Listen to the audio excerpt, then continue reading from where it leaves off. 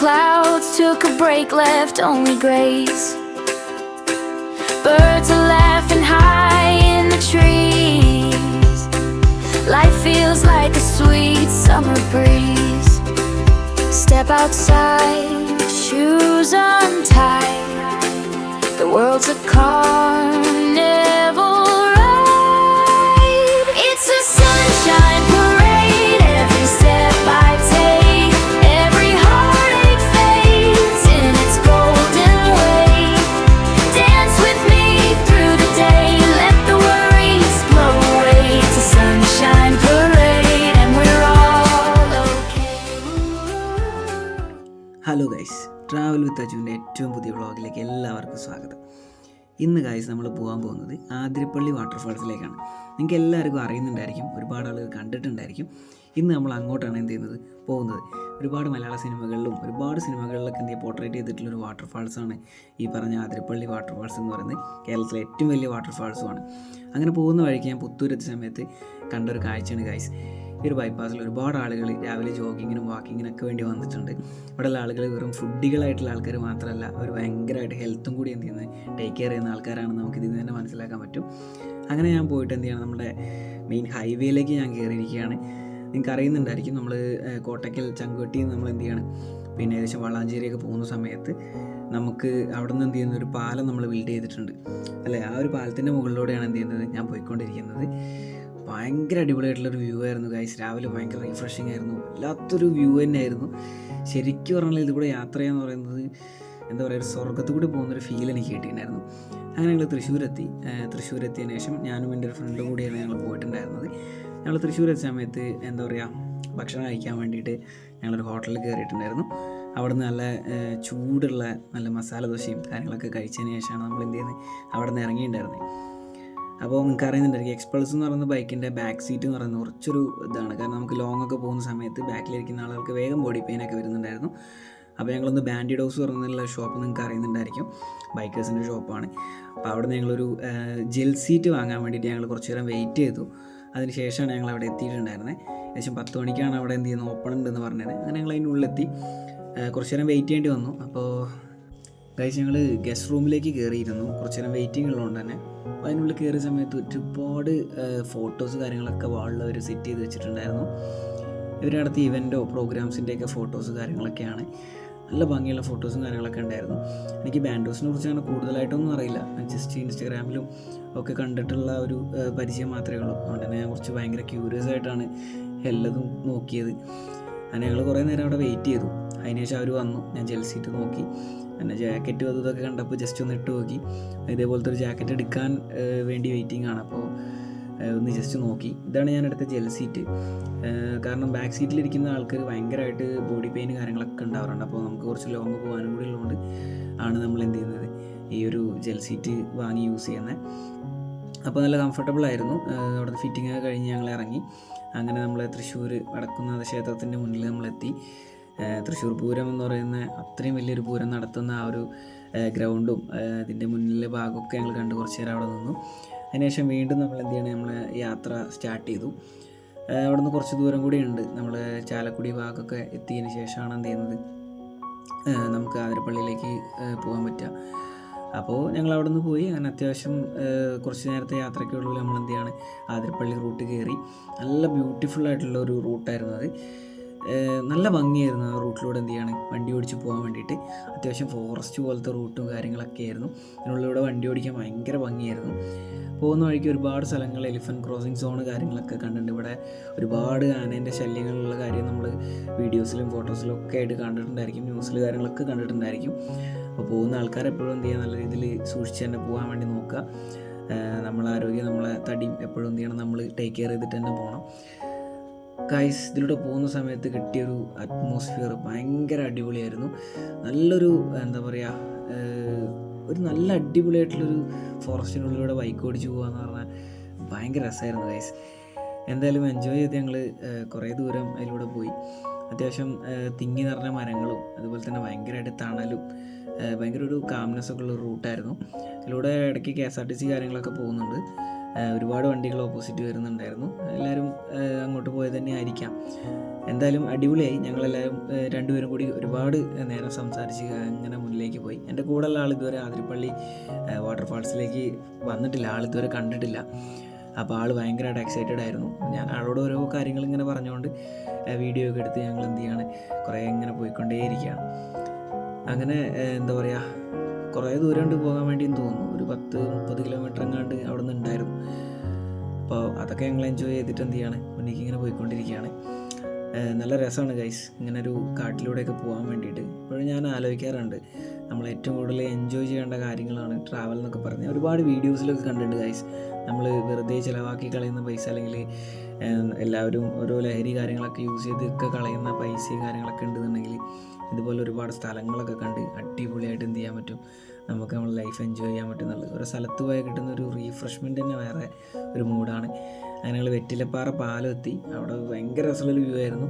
രണ്ട് സൈഡിൽ ഈ നമ്മുടെ ആതിരപ്പള്ളിയിൽ നിന്ന് വരുന്ന ആ ഒരു വാട്ടർഫാൾസിൽ നിന്ന് വരുന്ന വെള്ളം ഒലിച്ചു പോകുന്ന ഒരു പുഴയാണ്. ഒരുപാട് കല്ലും കാര്യങ്ങളൊക്കെ അവിടെ കിടക്കുന്നുണ്ട്. നല്ല അടിപൊളിയാണ് കാണാൻ.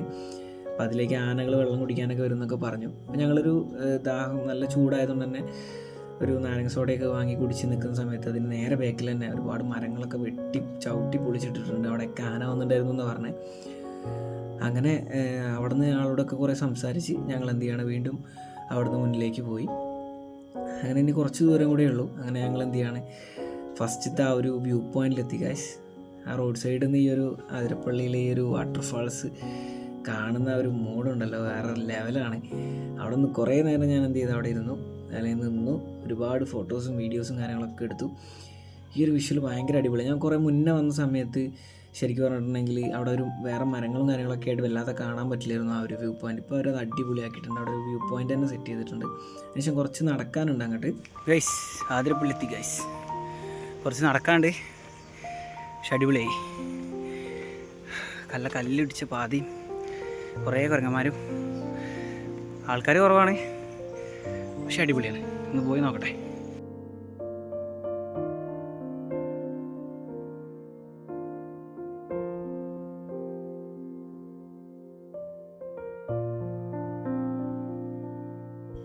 ഗൈസ് ഇതിലൂടെ നടക്കാൻ നല്ല അടിപൊളിയായിരുന്നു കേട്ടോ ഗൈസ്. നിറച്ച് കുരങ്ങന്മാരുണ്ട്. പിന്നെ അവിടുത്തെ കുരങ്ങന്മാർ പറഞ്ഞാൽ ചില്ലറക്കാരല്ല. നിങ്ങൾ സാധാരണ കാണുന്ന സ്ഥലത്തുള്ള കുരങ്ങന്മാരെ പോലെ ഒന്നുമല്ല. അവന്മാർ കയ്യിലെന്തെങ്കിലും കണ്ടിട്ടുണ്ടെങ്കിൽ നമ്മൾ അറ്റാക്ക് ചെയ്തിട്ടാണ് ആ സാധനം എന്ത് ചെയ്യുന്നത്, അവരുടെ പേടിച്ചെടുക്കുന്നത്. എല്ലാവരും പേടിച്ചിട്ട് ഇട്ട് കൊടുക്കുകയാണ് ചെയ്യുന്നത്. അപ്പോൾ എന്തെങ്കിലും സാധനങ്ങളൊക്കെ കുട്ടികളെ കയ്യിലൊക്കെ ഉണ്ടെന്നുണ്ടെങ്കിൽ സൂക്ഷിക്കുക. എന്തായാലും ഗൈസ് അവിടെ നോക്കിയപ്പോൾ കണ്ട കാഴ്ച അടിപൊളിയായിരുന്നു. ഇവന്മാരാണ് വില്ലന്മാർ. അങ്ങനെ ഞങ്ങൾ താഴോട്ട് ഇറങ്ങി കുറച്ചൊന്ന് എന്താ പറയുക, ആ ഒരു വെള്ളച്ചാട്ടത്തിൻ്റെ മുകളിലാണ് നമ്മൾ എത്തിയിട്ടുണ്ടായിരുന്നത്. മുകൾ ഭാഗത്ത് കുറച്ച് ആൾക്കാരേ ഉണ്ടായിരുന്നുള്ളൂ. ജസ്റ്റ് എന്ത് ചെയ്യണം, അവിടുത്തെ ഭാഗമൊക്കെ ഒന്ന് കാണാൻ വേണ്ടിയിട്ട് ഞങ്ങളൊന്ന് ഇറങ്ങി താഴേക്ക് പോയി നല്ല അടിപൊളി 2-3 വിഷ്വലൊക്കെ എടുത്തു.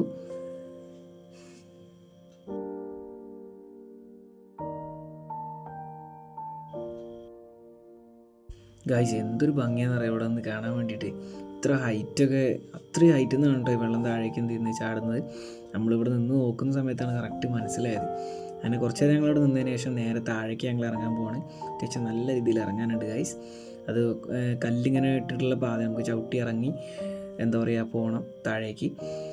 അങ്ങനെ താഴേക്ക് എത്താനടുത്ത് ഒരുപാട് ഫോറിനേഴ്സിനെയൊക്കെ കണ്ടിട്ടുണ്ടായിരുന്നു ഗൈസ്. അവിടെ എത്തിയതിന് ശേഷം താഴ്ന്ന് നോക്കി കിട്ടിയ ഒരു കാഴ്ച ഉണ്ടല്ലോ, എങ്ങനെ പറഞ്ഞ് മനസ്സിലാക്കി തരണമെന്ന് എനിക്കറിയില്ല.